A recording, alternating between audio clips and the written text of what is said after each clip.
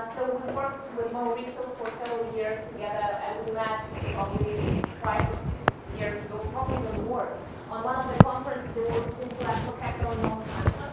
And today Maurizio is going to talk about structured literature review. But it means that if you have any questions regarding knowledge management, intellectual capital, probably he will be able to answer any questions you have after the presentation, or take his email because he's a very proficient person in this field also. So Maurizio, please. Okay, thank you so much. So, as Tatiana said, I'm a professor of University of Udine, but actually I'm moving from Udine University to Venice University. So today I will just spend a few minutes talking about my region, my university. Is not working? Okay, there is not working, here is working. To talk about myself, just a brief introduction. Then I will introduce the topic of literature reviews in general terms.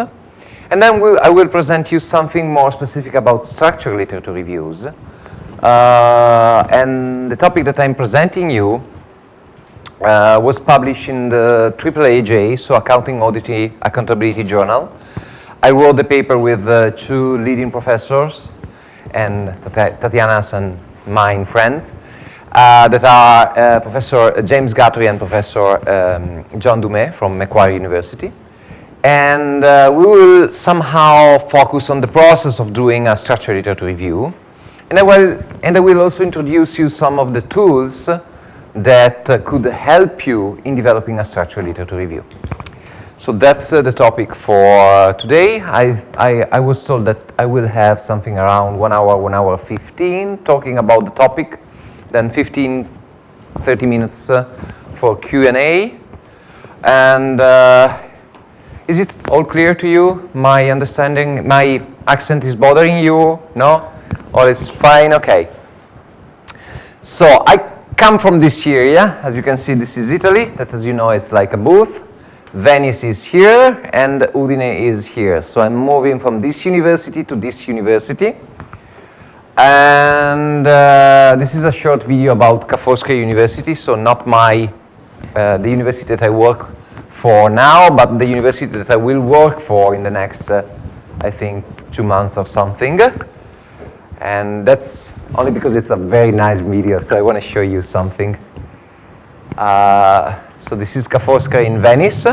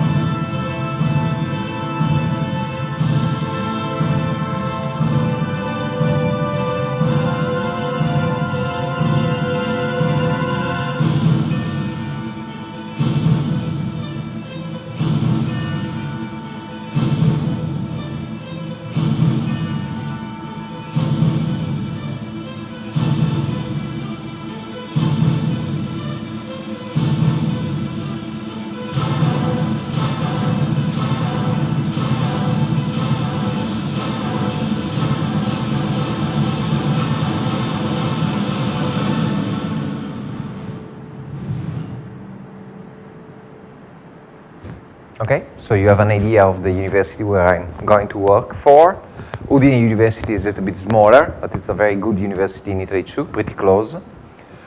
I'm aggregate professor of accounting at Udine University, and I will be associate professor of accounting at Ca' Foscari University.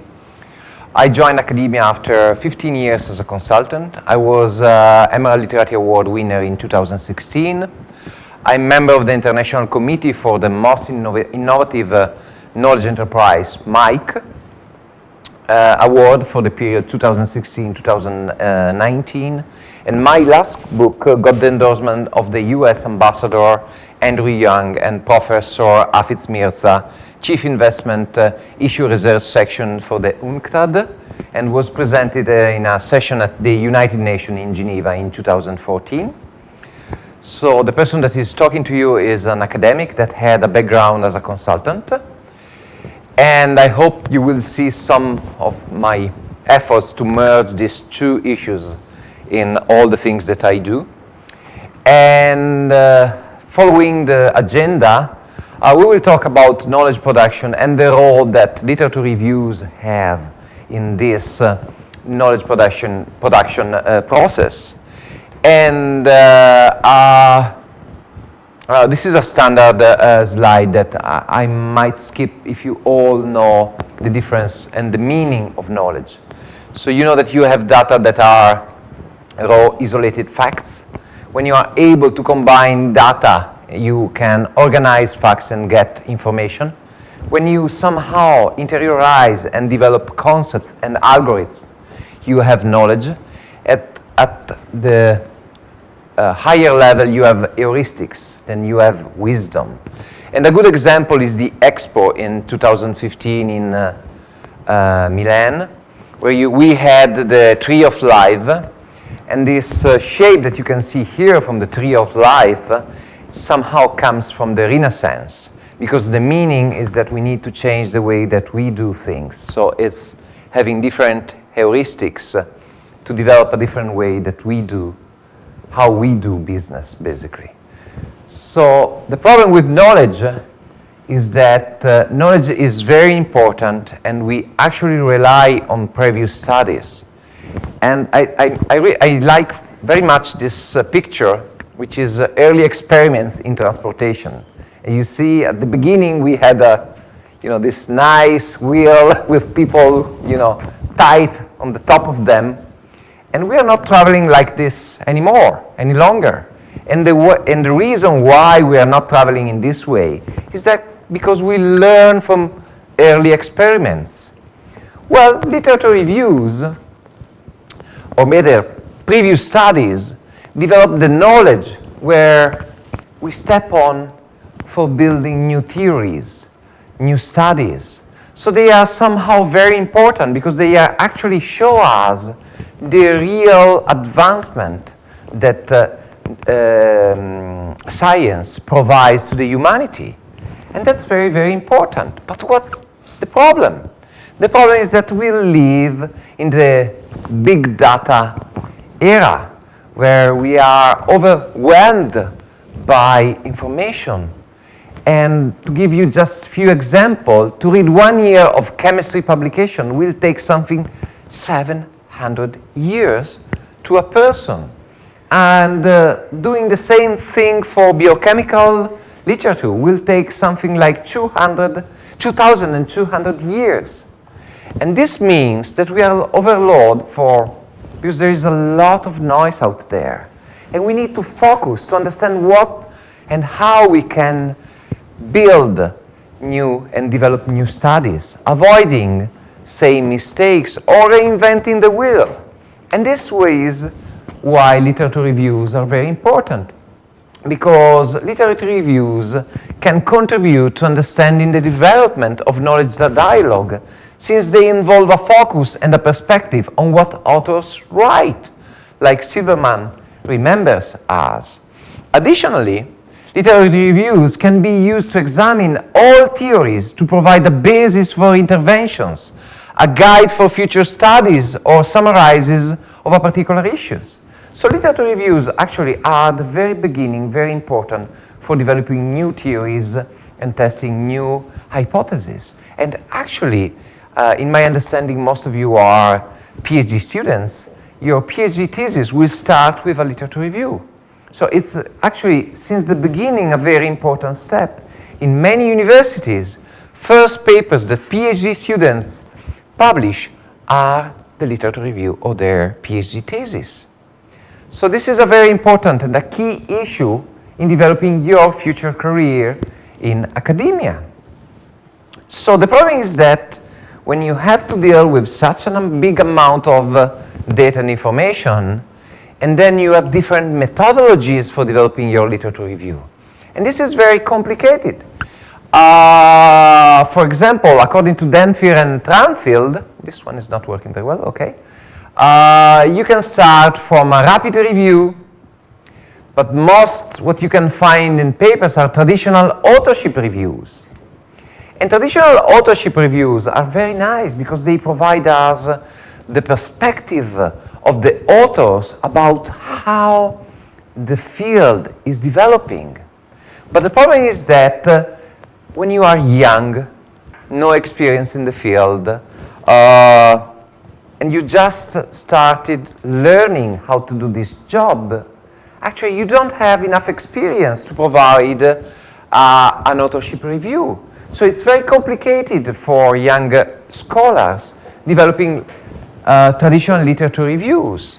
Additionally, it's very difficult to trust the results of the traditional literature reviews because actually the quality of the literature review strongly focuses or strongly bases better on the ability of the scholar that developed that literature review, because it's strongly based on the ability of that person to understand and to know actually the field and to summarize results in a very accurate manner, providing interesting insights about future trends, new evolution on the specific research field. So they are very, very complicated. But then you will find like synthesis and meta-analysis, very well developed, especially in the medical field, or systematic literature reviews. Well, imagining like that we are moving in a continuum from no rules to a rigid rules, basically structured literature reviews provide a rigid approach where you can somehow rely on to develop your studies. It's like having steps, having procedures, stages in developing your literature review that you can follow and help you understanding if what you are doing is well developed or what and how you could improve your research study. So the value of traditional reviews lies in the fact that they are written by someone with a detailed and well-grounded knowledge on the issue, which basically is something that you don't have as a new scholar, an emerging scholar in the field. Additionally, literature review authors may not be comprehensive or balanced in the selection and the use of the discussion material. Because the problem that is, even if you are a very well-known professor and you know the field, maybe you have your own biases. So you could somehow privilege some studies and somehow ignore other studies. And thus, as Pettigrew and Roberts observe, in a traditional literature review, general expertise and the high profile of the reviewer can be a poor indicator of the ability to introduce an unbiased and reliable summary of the evidence. So even though you are a well-known professor, literature reviews that you developed, they might be biased. So others might not trust your results because that's your own perspective on the field. And if you consider that the field is emerging and that is growing with a lot of studies published every year in the field, you know, keeping up with this growing movement is pretty hard. That's why John Dumais, James Guthrie, and I tried to write something about developing a structured approach in developing your literature review. And as you might see here from the paper that was published in 2 years ago in AAAJ, you might see that we try to develop steps. And what I'm going to do is to introduce each step to you so you can see how you can somehow develop your literature review. And at the end of the process, I will show you how you can use technology, because the tools that nowadays are available are pretty different from what you could have just few years ago. So starting from, this is a 10 steps procedure, and the first step is developing a protocol, as you might see here. Then we are going to develop some research questions, because as you know, when you write a paper, it's a good idea to have and to know where you want to go. So what are your basic research questions? And we'll see how to develop the searches that you need to develop your literature review. And then we'll have a special effect in selecting papers, understanding the impact that any paper has on the scientific, in the scientific field. And the most important part will be developing your framework, so things that you want to learn about the research topic. So all the elements that are important to you. You will see, for example, understanding research methods, themes, specific topics. And I will show you examples, for example, that for my studies, where we use this approach, for example, to understand and to develop further research suggestions. And additionally, as I told you, this is not true for your PhD thesis, but will be important when you have to publish your results, is the definition of reliability and validity. Because we must be sure that if someone else does the same research that you are developing, then he will come up with similar results, the results that you got.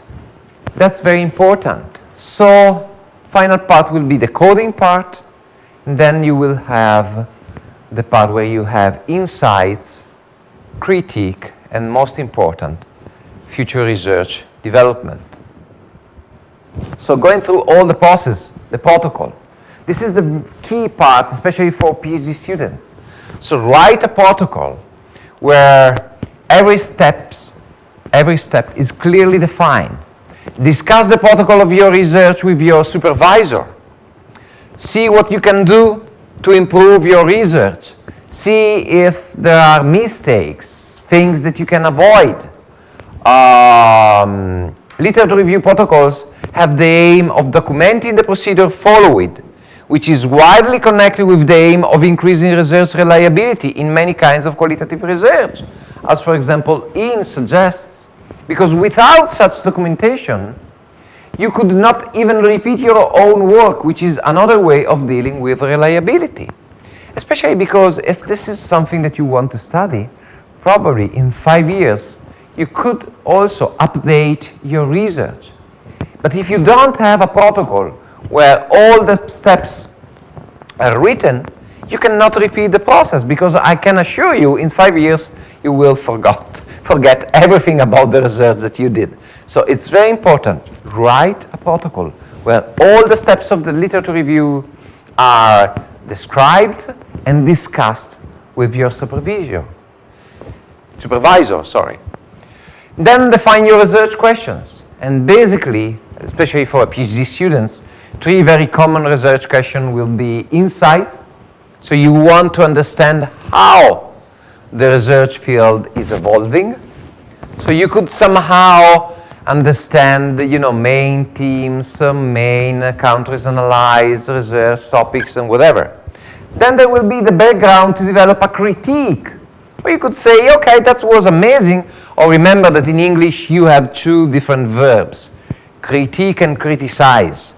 And this is, I don't know in Russian, in Italy we don't have those 2 verbs. So critique is a constructive approach. Criticize is something more, punching the other. So critique meaning, you don't want to be rude, you don't want to offend anyone, but you need to critique to help the society to evolve. the research field to somehow evolve. And then you have the transformative definition, where you will see what is the future for the literature review. So what can be made in the future, developing a different approach, developing new studies. And I will show you examples where I use those approaches, and I found with my colleagues some new research field and new future directions for your research. Okay, so now you know that you have your protocol. Now you know the aim of your research. Then the next step is understanding, the boundaries of your research. And then you can do that using a keyword search in a particular field. Like, for example, you can go and using like Scopus or other databases where you can use keyword search, searching for specific research aims. At the end of the presentation, I will show you something that I'm doing for Industry 4.0, because one of the main aims that I will have in my new university is developing a research group focusing on Industry 4.0. And I started because I didn't know anything about Industry 4.0, which is basically a new topic, because the first paper that I found was published in 2012, so pretty new. And I started with a keyword search, searching for the keyword Industry 4.0 in Scopus, and then I got the boundaries of my research field. So I knew the journals, I knew the conferences, I knew the scholars, and whatever. So the keyword is a nice approach.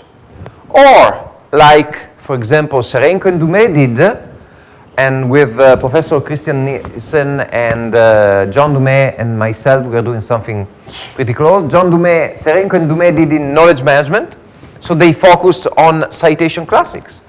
So they took the papers that got in the field of knowledge management more than 100 citations, and then they analyzed those topics, okay? With John Dumais and Christian Nielsen, we are doing the same for the topic of business models.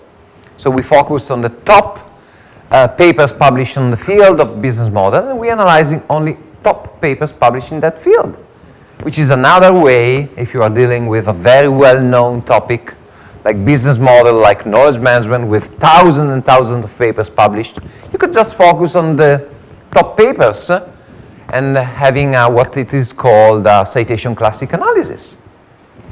Or you can have a single journal analysis. So if for a topic, in my understanding, some of you are studying intellectual capital. So you could focus on the Journal of Intellectual Capital, which is the leading journal in the field of intellectual capital, analyzing all the papers published in that journal. John Dumais did for the Journal of Intellectual Capital when the journal did the 15th anniversary. So this is a different approach, another approach. So you can start with a keyword search, you can focus on classics, or you can focus on specific journals. Okay, that's up to you. It depends on the specific aim of your research or your PhD thesis. And of course, very, very important, because there is a lot of noise out there. So you need to focus on most important papers. And how can you get the most important papers? Well, we are very lucky because we live in this digital area, and then citations are very important, because analyzing citations you can focus only on very important topics. So you can somehow select from the whole list of papers that you can get only papers that have a minimum number of citations. And you can also have the same for scholars. This is my Google citation index. Do you have a Google citation index? Or yes, of course. And this is very important because it tracks your how you are developing as a scholar in terms of citations, meaning that how your work is impacting others. And this is very, very nice. And for example, for analyzing citations, you can have different sources. Of course, you can search using Scopus citations. So you know that in the website Scopus. Or do you all know the website scopus.com? Yes? Are you familiar with that? Okay. So you can have the number of citations. But if you want something more comprehensive, you can focus on, for example, Google citations. And the software Harzik Publish or Perish is a good tool where you can just put the name of the paper, and the software provides you the number of citations and some statistics like the citations per year of that paper. So this is very interesting because that allows you to focus only on key topics, on key papers, sorry, when you decided your topic. So you can somehow narrow down the number of papers that you have to analyze in developing your literature review, avoiding all the noise that you can get. Or do you know the software Harzik Publish or Perish? Ever heard about that? No? Okay, it's free. You can download from you just type Publish or Perish on Google, and then you can get the software. Then the software allows you to do all the researches using Google Scholar database, so providing you numbers for all the papers that you can type in. I'm using it also to somehow analyze citations for my single papers, understanding how the paper is evolving. For example, comparing citations of my papers with citations of other papers published in the same issue or in the same journal. Okay? That's very interesting for measuring the impact of our research or others' research. So this is, for example, a nice result that we got from the Journal of Knowledge Management, focusing on knowledge management in small and medium enterprises. So as you can see here from the chart, you have, basically the bars are the number of papers published on the specific topic of knowledge management within small and medium enterprises. And as you can see, the number of papers published on this specific topic is growing, as you can see here from the formula here. The nice thing is that when you focus to average citation per year, which is the red line that you can see here, you have the opposite trend, meaning that the number of papers is growing, while the average citation per year that each paper gets is decreasing. And another interesting thing is that you can see spikes, 1, 2, 3, meaning that you have a paradigm shift here. So this simple, very simple chart tells you how the literature review is growing, provides you the basis for understanding paradigm shifts.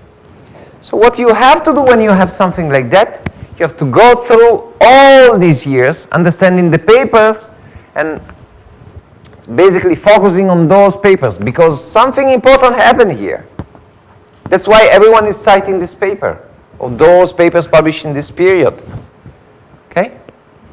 And this provides you that probably the paper is the topic is somehow decreasing, so it's becoming less and less important. So the paradigm is becoming more and more common. And so those are just few examples about the importance of developing a structured literature review focusing on impact of papers. And of course, you started, selecting your research, your search terms like keyword, citation classics, or focusing on single journals. Then you decided from the number of papers that you wanted that you have to narrow down, because maybe you came up with too many papers. So you need to narrow down the list of papers that you have to analyze. So you can use impact for reducing the number of papers. Next step is you must define the framework. So you must define the things that you want to search for developing your literature review. And because a structural literature review is an empirical study that analyzes literature development within a field to answer a specific research question. As for any empirical study, researchers must decide what is to be observed as well as how observations are to be recorded and thereafter considered data, as Krippendorf suggests. And this is an example from a paper that I published in 2015 on the Journal of Knowledge Management, which is, for example, we analyzed, for example, journals, as you can see here, years, authors, institutions. Then we focus, for example, this was about, I think, knowledge management within the public sector. The government jurisdiction, to understand where studies were focusing on.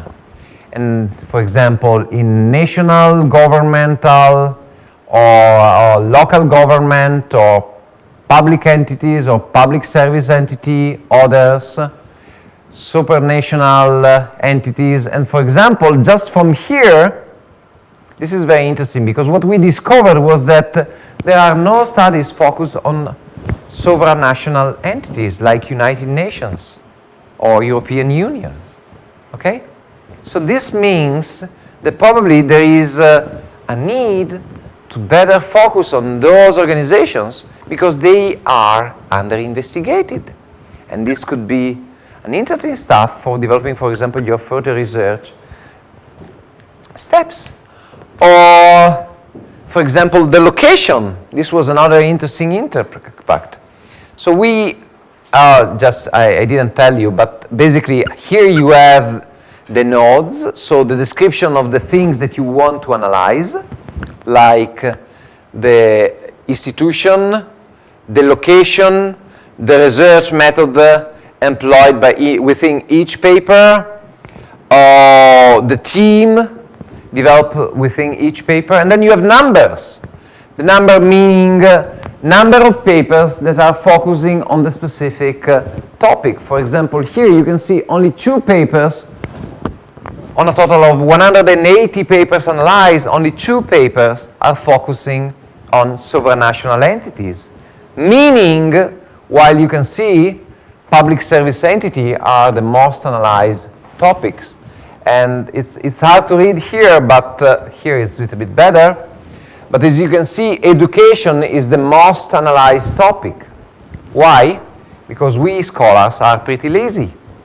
It's very easy for us to understand, how a university works, how the higher education system works, because we work in the system.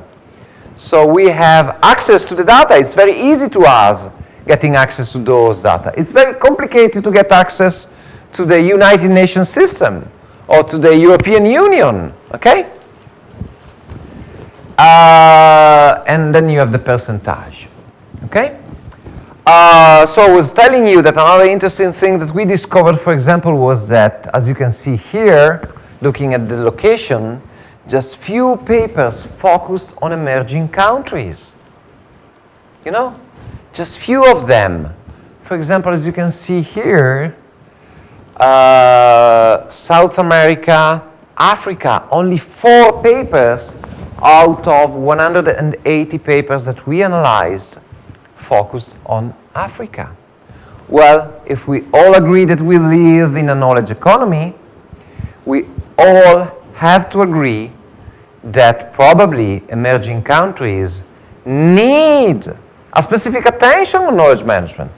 And probably they will need specific attention, meaning that we cannot just apply the rules that we have in developing countries.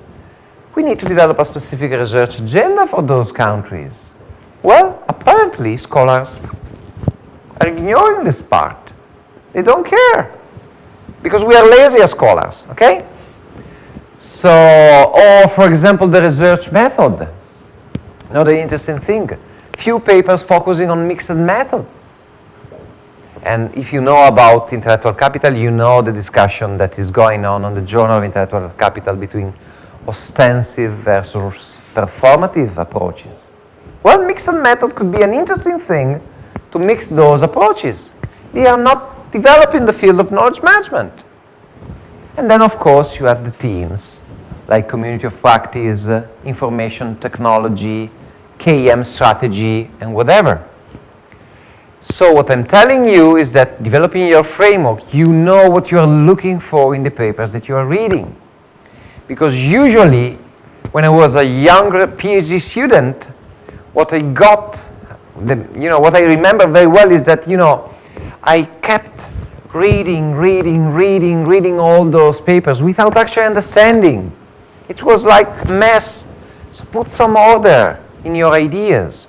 And the framework that you develop here could help you putting some order in your ideas. And the fact that you develop the protocol means that you can discuss this framework with your supervisor, which has much more knowledge on the field than what you have, and so could help you understanding the nodes that you can actually focus on. Okay? Additionally, this is not true for a PhD thesis because you are working alone, but when you work for publishing something, reliability and validity are key issues because you must provide evidence that your results are not biased. So for doing that, the first step is to focus on reliability. In essence, we are performing a content analysis doing a literature review, a structured literature review. It's a specific way of doing a content analysis. So where the unit of analysis is the entire paper that you are analyzing. So why don't we apply our reliability measures like we usually should do in developing a content analysis? So usually, why don't we develop an intercoder reliability agreement measure? So basically, you could have different papers. You can start with a small number, like 5 papers. And they could be coded and so analyzed by different raters. And then you compare results. Then you discuss about discrepancies. And usually this requires 3 authors because 2 different authors have to code all the papers. And then you need a 3rd author when you have discrepancies to talk about the discrepancies and see how you can solve and come up with a shared solution for discrepancies.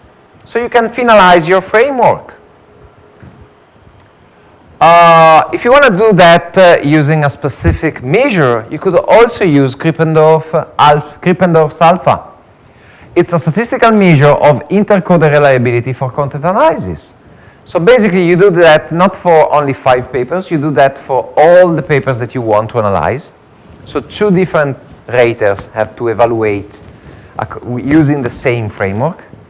At the end of the analysis, you compare results. You put results in a statistical software, and then you get the Krippendorf's alpha, which is basically similar to Cronbach's alpha. It's the same meaning. So you get the results and basically measures the differences that you got from the different measures that you have. The problem is that without it, you could be critiqued for lack of reliability, because that could be your own perspective on the research field, and the fact that you have a different opinion and you measure differences means that the likelihood that if someone else does the same in the future, then he or she will come up with similar results. And this is very important. Another important part is analyzing validity. Validity is very important, and this was developed following the book of Robert Hinn on case studies. So we focus on internal validity, external validity, and construct validity. Few examples of tactics that you can somehow employ to assure validity of your literature review is basically like pattern matching. So start with a small sample of papers and enlarge the sample to test your conclusion. So if results are the same, that you get the same, so from the beginning to the end of your study and you have similar results, this is a way to somehow address the topic of pattern matching. Examples of scholars that did this approach are Brodenberger and Guthrie and Murphy. And here you have the year and the pages. And in the paper that I sent to Tatiana, you will find all the details, so you can just search on the references and get the papers that I'm referring to. Rival theory, addressing rival explanation for findings, like Guthrie et al. Did in 2012. Or, for example, time series analysis, analyzing, for example, the evolution of the time, over time of literature, like Serenko and Dumais, Guthrie and Marty, Hock. Okay. Logic model matrix, using charts, diagrams, and so on. And then you have all the papers of previous literature reviews that use those to ensure validity. Internal validity, sorry. Then you have external validity, theory explanation, using theories and previous studies to explain the results, like Serenko and Dumais did, Hock, Goddard, or sensitive indexes, measuring the proportion of all studies retried by a researcher, like Guthrie and Murphy, okay? Others are specificity index, or the final one for cluster validity, multiple sources of evidence. And additionally, this one is very important, key informants. So when you, for example, key informants is something that you can easily do, getting useful insights into the matter from experts. So after you did your research, you finalize your paper, then, or results of your research, then ask experts. For example, I don't know, editors, important scholars, then maybe you might reach because they, you work door by door, or they work, in the same department. So try to somehow discuss the research that you are the results that you are getting from your research with other scholars. This is very important to be sure that the results that you are getting are very important. And the rejections, no one wants to be rejected. From when you submit a paper, this is very, unpleasant. But most of the times, from the comments that you get from the reviewers, you can learn. And this is a way to get somehow a key informant suggestion about the results of your paper. And of course, you have to code your data. So you have to read all the papers, to search for all the information that you are looking for, and somehow to code your data, meaning that you need to find specific information in the papers that you are reading about the topic that you are analyzing. And this could be a numeric information, like, 10 papers in my sample talked about the topic of disruptive innovation. Okay? Then you can, and this is a number, so you know, for example, that this is an under-investigated topic or an emerging topic. Then you can see what they actually are telling you about the disruptive innovation topic. Okay? So what they are focusing on and whatever. And this is an example of insights and critique. So basically, as I told you here, we analyzed, in this paper, we focused on knowledge management within small and medium enterprises. So what we did, we searched for all the themes discussed in the papers, and then we developed, using social network analysis, this chart. As you can see, the bubble represents the specific topic discussed within the paper that stays within our framework. And then connections are connections between topics, meaning that, when more papers focus on similar topics, this means that they are connected. And this, for example, allowed us to develop this implication. Sometimes literature produces conflicting results, while other results reveal untapped knowledge that helps us to see further. The findings show a high concentration of articles covering a limited group of topics: knowledge in general, KEM, enterprise dimension, industry focus, performance, innovation, geographical focus, organizational culture. No? Few very important and well analyzed topics. While the authors believe that the results of this study highlight both the need to develop more research for under-investigated topics. For example, one important topic here was business model. You know, we live in an area where we have different business models. Business models are strongly connected with knowledge management, but apparently the topic of business model is not connected with the need of developing knowledge management studies. There must be, it's a very small bubble here somewhere. Let me search for that. I don't remember where, so it should be around here. So the problem, or for example, also sustainability. You see, just few papers focus on sustainability, meaning that there is room for you to investigate the topic. Additionally, if you read the paper that I sent to Tatiana, then you can see that, for example, results even in these well-analyzed topics are conflicting. So there is room for you to go and understand why papers that are analyzing similar topics came up with different and conflicting results. Probably they are missing something, the context, some specific theory that could explain why similar studies got different results and whatever. So there is room for you to develop your research, understanding well-analyzed topics where you have conflicting results, or focusing on new emerging topics like sustainability, business model, which should be here somewhere, okay?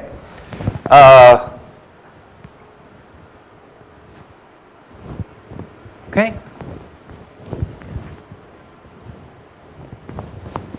Questions before going through further details?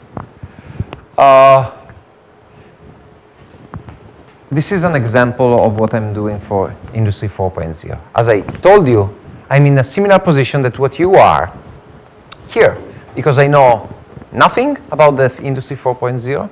So what I did, I'm starting with the research group, developing a literature review.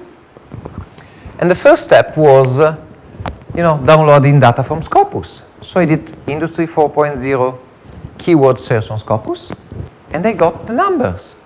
So 390 papers published on Scopus from 113 journals, different sources, in the period from 2012 and 2018. So average citations per article, 1.5.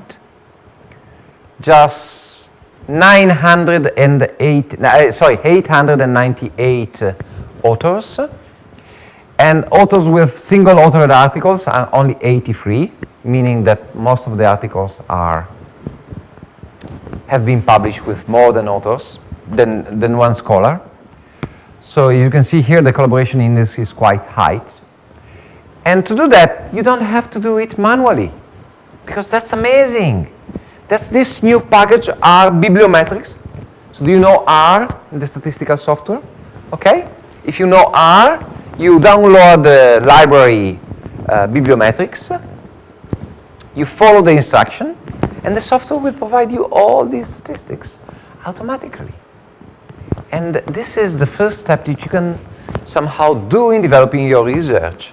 And the amazing part is that you can somehow, since it doesn't take you that much, you can somehow focus your research, changing, like Industry 4.0, and then in that case, the number of papers was so limited that I didn't have the need to develop, to narrow down the research, adding more keywords.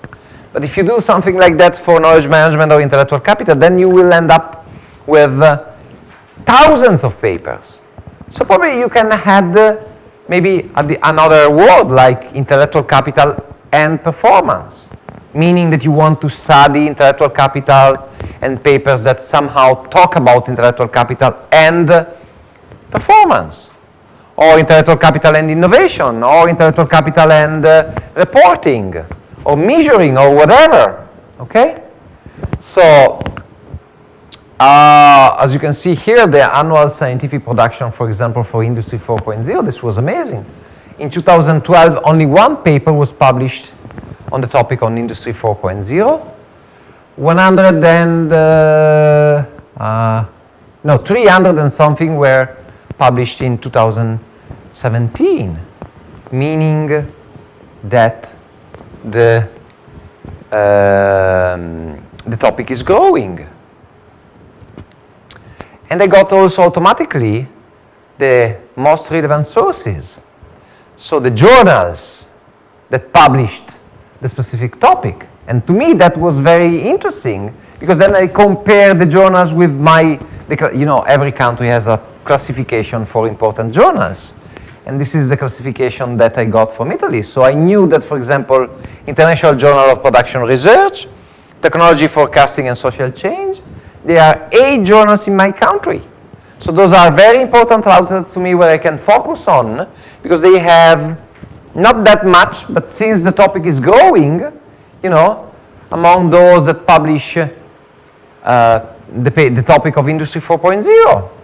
So using this approach, so develop your keyword search from Scopus, download the data, put the data into R using the bibliometric package, you got automatically results, and then you know everything about the journals that you have to focus, the evolution of the topic, and then you could decide, for example, to change your strategy, as I told you. Maybe just developing something focused on those 2 journals. That could be an option. So change your strategy. It's an explorative step of your research. Okay? And technology allows you to do that. And this is amazing, because it was not possible until 5 or 10 years ago. And somehow you can get directions about how to develop your strategy. Interesting thing to me, because Scopus publishes also conference proceedings, I got also the conferences that I had to attend if I want to develop that specific research topic. Because, for example, EA International Conference on Industrial Engineering and Engineering Management, okay, that's the conference where I have to go. Because a lot of papers are talking about Industry 4.0 and, were published in that conference. So when you are at the beginning of your career, you don't know how to do your research. Well, technology helps. And a structured approach helps. Tick the box. Okay, I did that. Now I have my idea, and I know how to develop further steps. So now, let's see, imagine that you have your idea. Now you have downloaded all the papers that you want to analyze. You have developed the framework that you want to analyze. No? Then you can focus and have an explorative studies about the framework. Additionally, as I told you, because the problem is that you need to develop your framework, this is provided automatically by bibliometric. Okay?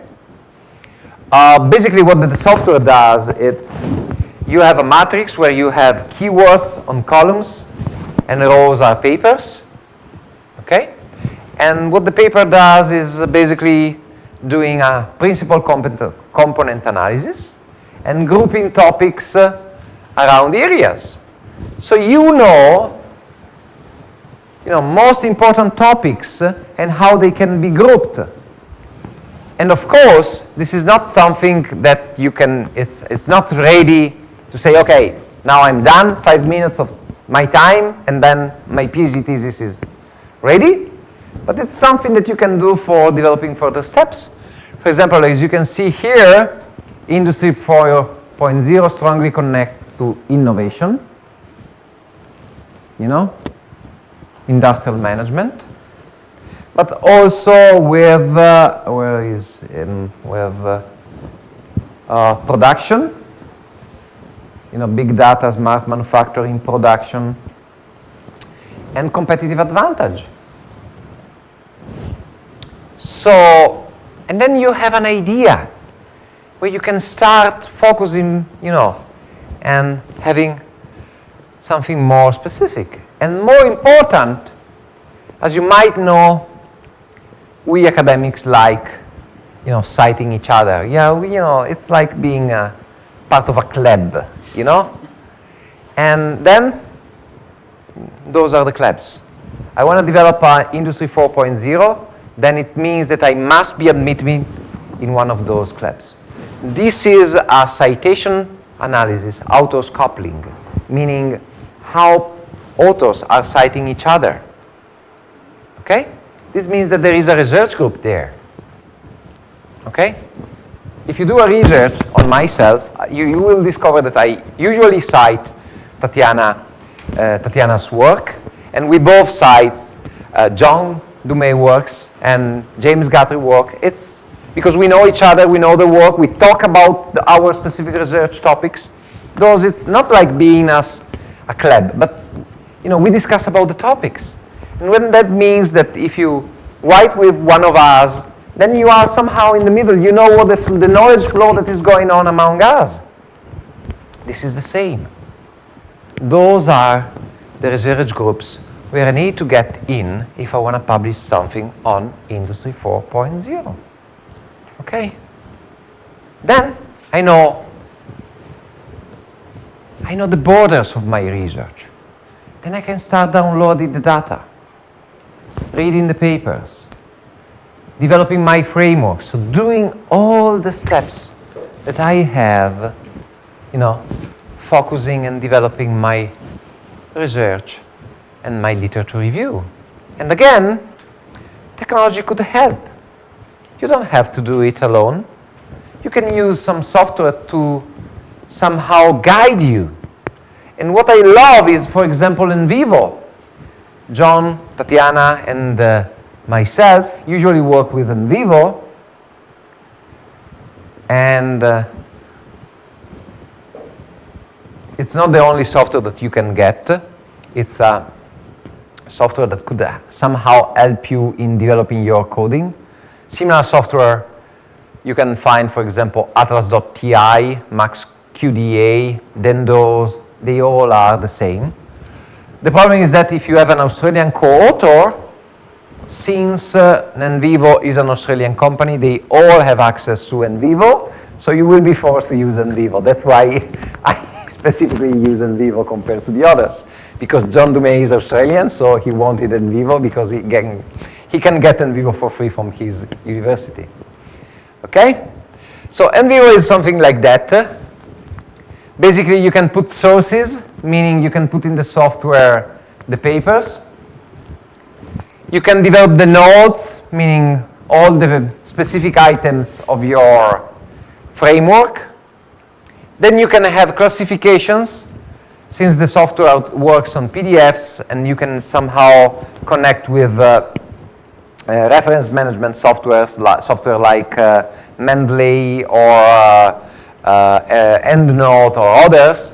You can automatically get classifications, meaning the journals, the years of publications, the authors, and all this interesting stuff that you can use to analyze your papers. And the very important stuff, you can get queries. So you can somehow analyze your data set, developing queries. Okay? So the process is a 4-step process.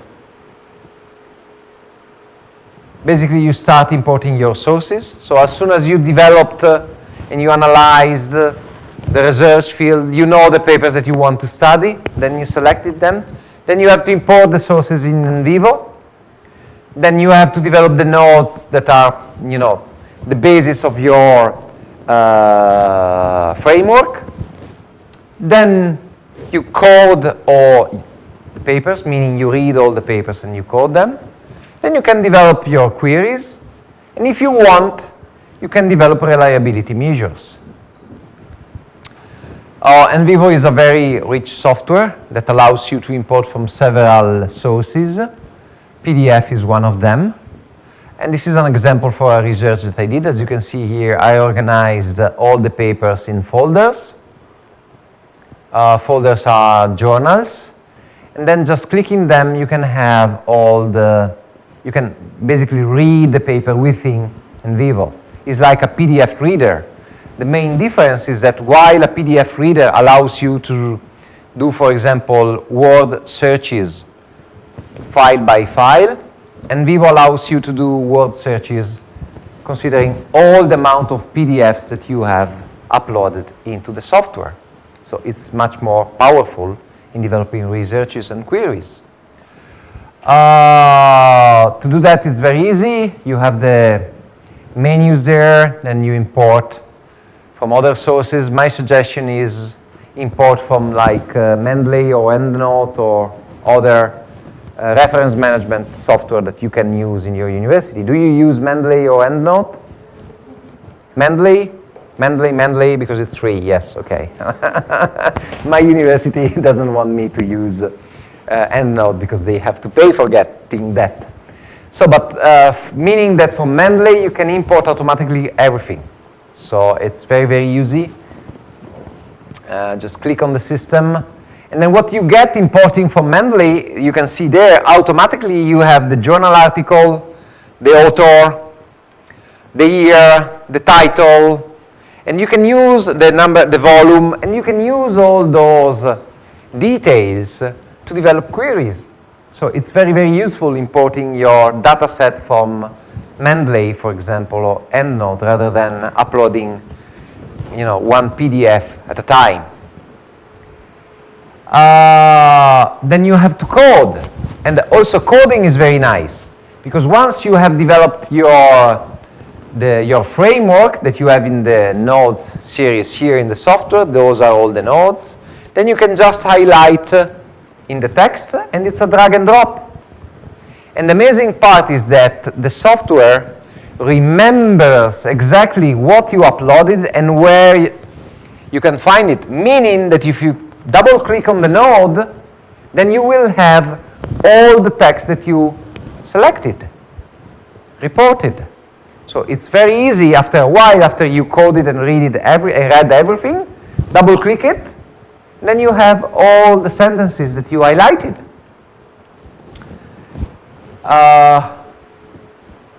And of course, if you want to go through the specific paper, just click the paper, and then you'll go exactly to the specific part of the paper that you highlighted.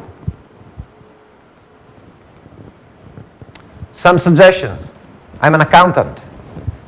So use a general ledger approach, meaning use numbers. So you have the father and the children, and they have numbers. Okay?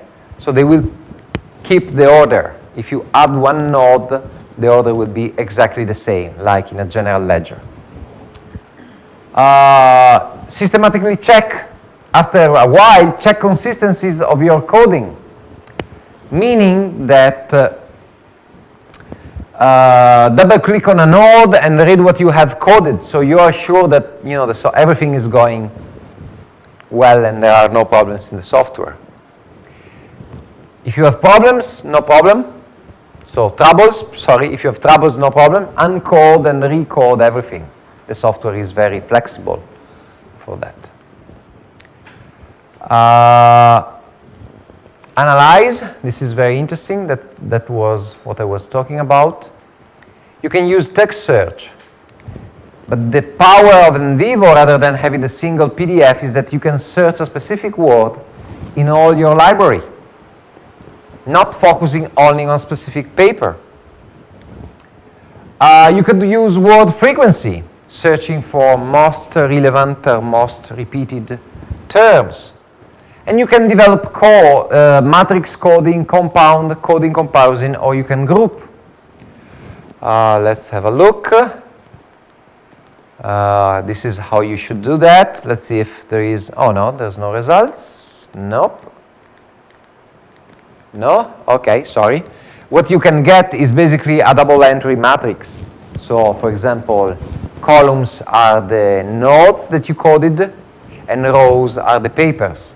So you can actually see, and the amazing part is that just clicking on the specific number, then you will get all the papers and all the sentences.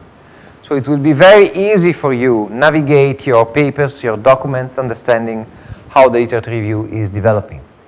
And in the PDF, you will see all the instruction about how to do that. Reliability, NVivo offers some options. I like R, so what I usually do, because among the options that NVivo offers, there are no options for developing the Krippendorff's alpha. So what I usually do, I export the data in Excel and re-import the data in R, and I use the library, let me see, there must be, IRR, this is the library, and it's very easy. You just develop crypt.alpha and you put the data here, and you will get the Krippendorff alpha number. So you export from two different raters the coding matrix, you import it in Excel, from Excel to R, and in R you get the Krippendorff alpha. Further readings. This is the paper that I was talking about, On the Shoulder of Giants, Undertaking a Structural Literature Review in Accounting. This is the Journal of Knowledge Management. This is a Knowledge Management in Small and Medium Enterprises, a Structural Literature Review. So it's an example that you can see about a structural literature review that I did with my colleagues from Australia. Or this one, Public Sector Knowledge Management, a structural literature review. So those are papers that you can use for somehow see how to develop a structural literature review. Further details, remember, it's very important understanding and being published, but as you did at the beginning of the first step was checking for citations, others will do the same with your work. So you must be cited, meaning that you have to find strategies to be cited. And you must be innovative in doing that. Well, you can use conferences. You know, in our field, it's not so common. So basically what we do when we have an idea, we go to a conference, we discuss with other colleagues about the idea, and then when the paper is published, done. You know, I'm happy. My job is done. Well, actually, in the medical field, it works exactly on the contrary. So first you publish, then you go to a conference marketing your paper, because you want others, you know, using your topics, you know, giving your citations, and this is because they are bibliometric, meaning that for them it's not only important being published, it's very important being cited, okay? And it must be the same for us. So go to conference and also discuss about what you published, what your ideas, spread your results. And you can also find also different approaches. For example, John and I are working using social media. And this is an example of a research that we did on the topic of involuntary disclosure. So the topic is intellectual capital.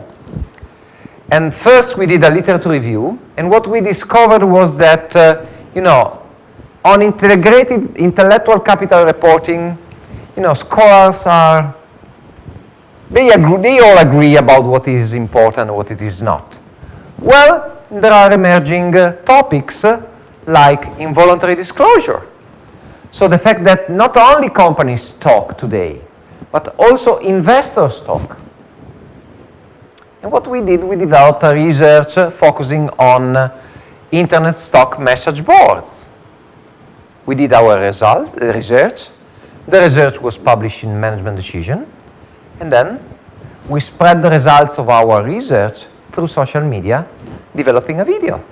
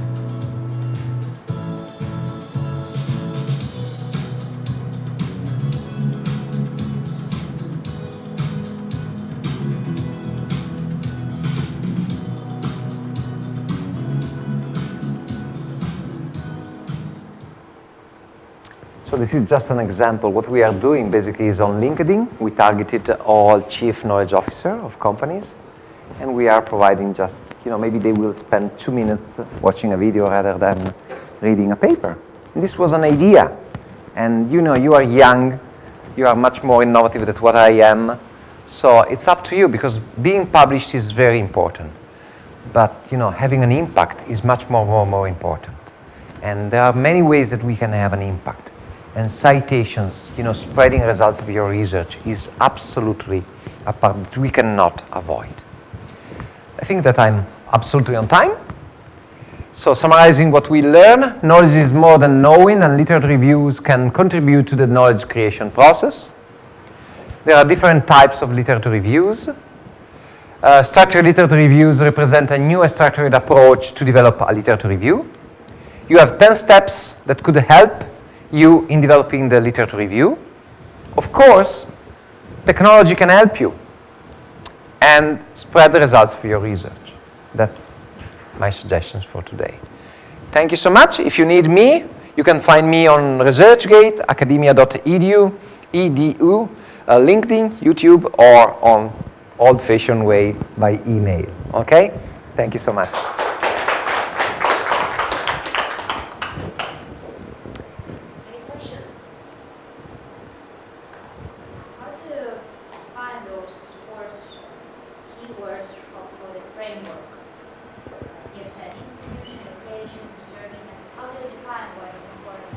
Okay, there are some topics that you always have to search for, like the research method, the team, the author, the country. But sometimes, so if you have a look at all the papers that I cited, especially in the paper, in this paper, there is a list of previous literature reviews. Going through all the papers cited and getting them, you will see that there are some keywords, some themes in the framework that are always the same, so you can put them. But most of the time, you have to think about the topic and the aim that you want to reach. So it's up to you. Discuss with your supervisor about the notes that you have to put in your framework to understand. And as I told you, first steps, they are explorative, meaning that you have to try and see, and that's why technology is so important, because technology can absolutely narrow down and reduce the time, could narrow down your research effort and reduce the time that you spent in doing those basics activities. Because if you had to do that manually, then it would require too much time to be repeated. So use technology, be smart, and especially at the beginning of your research. And use supervisors, go to conferences, talk to experts in the field. Okay? Any other questions? I have one questions otherwise. Yes, so the question concerns. I think so. I was told that it's only for the camera, so not for... The impact. So you've mentioned that you measure the impact by the number of citations. Yes. So is that actually a good approach? I mean, are there any discussions concerning the biases? Yes. Okay. This is a huge topic. I mean, as you might know, in UK, in UK they have a REF, which is it's a research evaluation framework, and they are discussing about the impact of research. Actually, what I can tell you, studies on citations go back until, I think, Garfield was one of the first that talked about citations, but citations are a good measure about the impact that research has on academics. But it's not a good good measure of the impact that research has on practitioners. So, but this is an ongoing discussion, and for example, there was a specific track on the British Academy of Management conference this year. So it's a very, your question is very tough, and I don't have a question, an answer for you.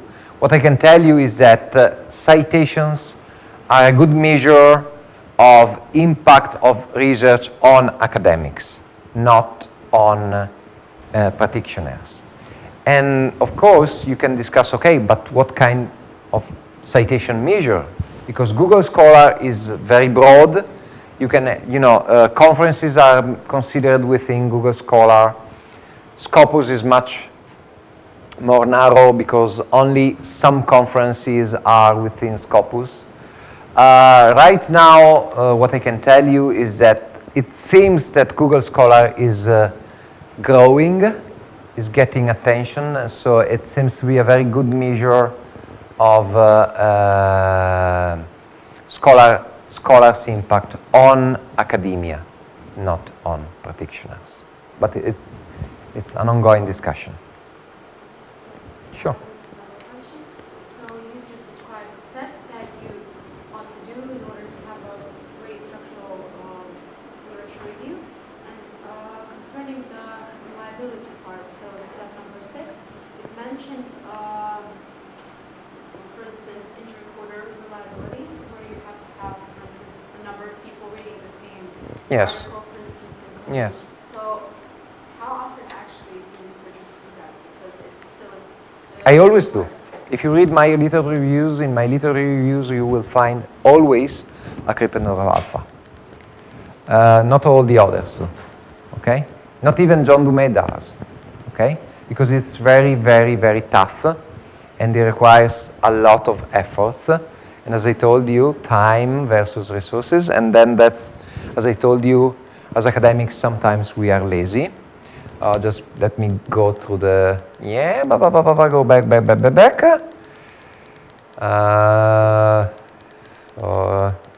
Okay, I will be there. Okay, here it is. This is the Krippendorfer alpha.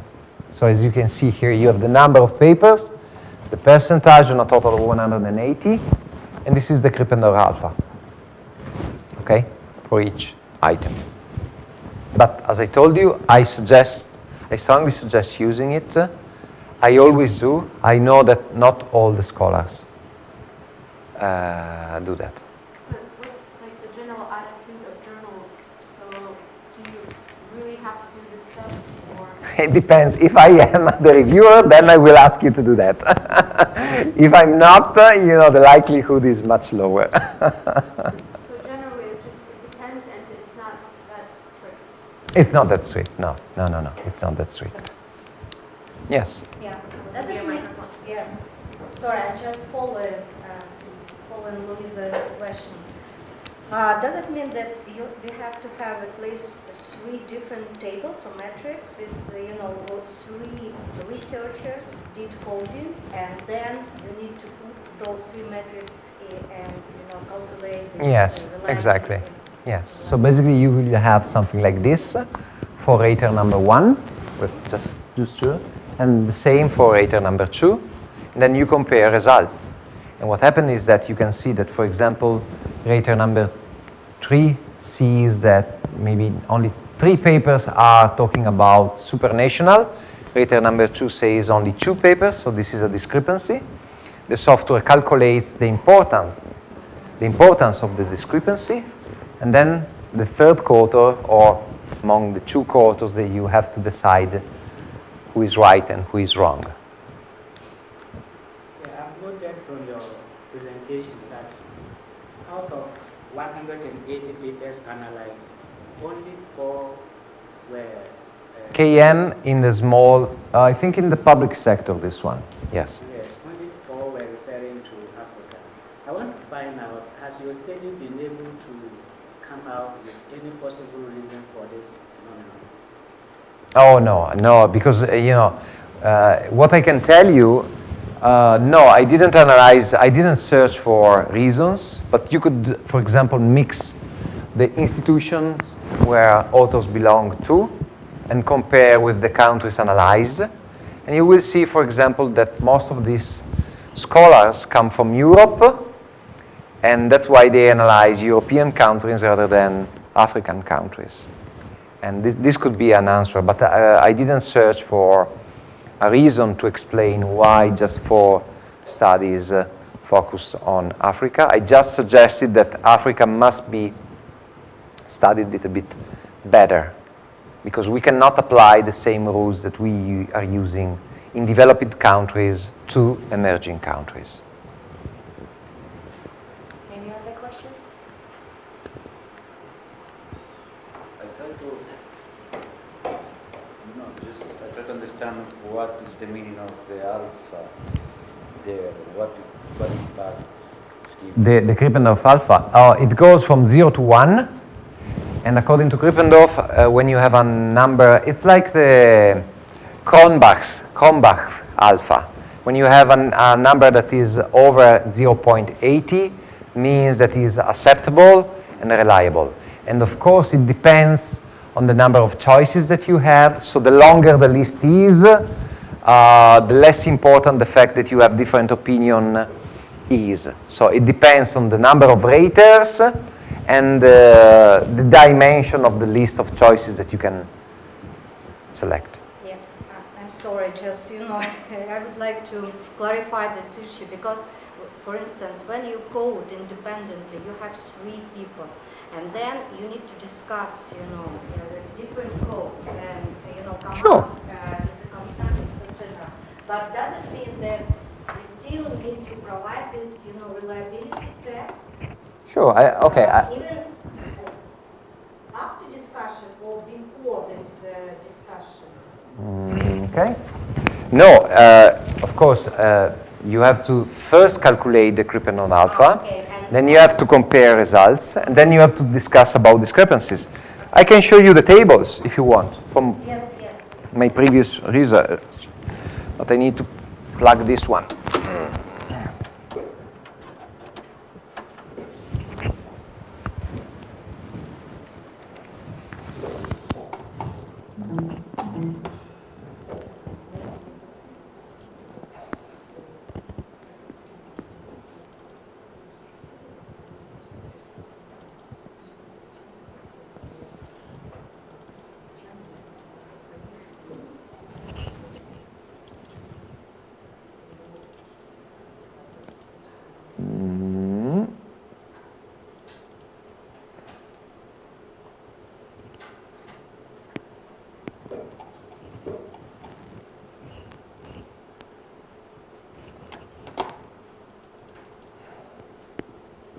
Okay.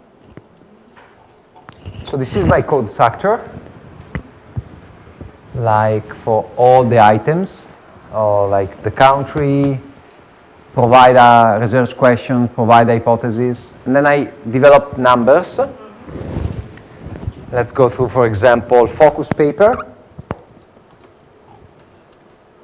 And then it's, okay, no, okay. For example, in this case, so rows are the papers, okay?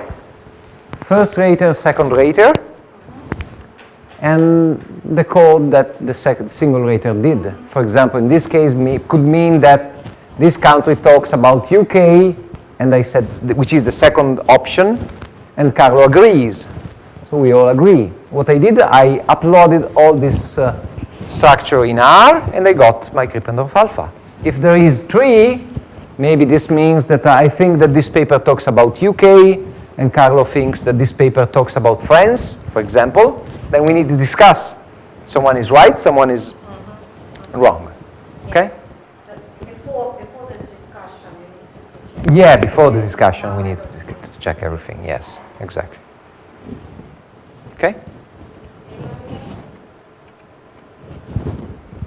No questions?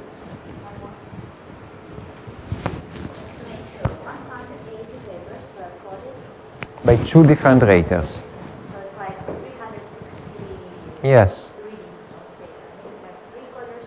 How many coders should you have? Yeah, usually 2 raters plus a third author if you want to solve discrepancies. But you need at least 2 different authors. And this is for all, actually according to Krippendorf, you must do that for all content analysis that you want to develop. So, I don't know, whatever it is, paper, annual report, transcription of an interview, when you have to code something, you need 2 different raters, and then you need to compare results. So you are sure that they are not biased.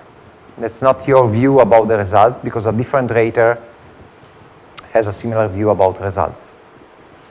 What I've met in literature on articles that the coders first agreed on all the discrepancies and they checked if it works for it.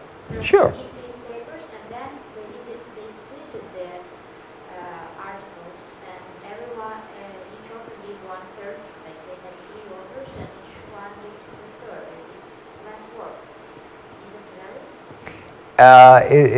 It's, you know, okay, but you cannot compare results. You know, if we split, okay, I have my 1/3, you have your 1/3, and maybe she has her 1/3. We have agreed, we checked that our opinion and our way of coding is the same.